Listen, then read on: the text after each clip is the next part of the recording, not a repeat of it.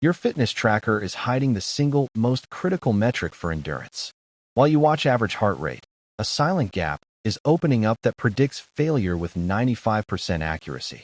This phenomenon is called aerobic decoupling or cardiac drift. Ideally, your power and heart rate lines should remain parallel. When they diverge, your aerobic system is officially struggling to maintain homeostasis. Here is the trap. Most athletes only look at average heart rate. But an average of 140 BPM tells me nothing if you started at 130 and ended at 150.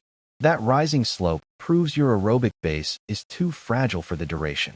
To quantify this, we use the decoupling formula. We split your workout into two halves. We calculate the power-to-heart rate ratio for the first half and compare it to the second half. This math gives us a percentage. If your decoupling is less than 5%, your aerobic fitness is solid for that duration. Anything over 5% means you are no longer training aerobically. You are accumulating fatigue that requires recovery. But don't celebrate yet. Passing this test on a 45-minute ride is meaningless. The real secret is duration specificity. You must maintain that sub 5% drift for the specific duration of your goal event. Use this protocol. Ride at zone 2 for your target duration. If you decouple greater than 5% in the final hour, stop high-intensity intervals immediately. Return to base building until that gap closes.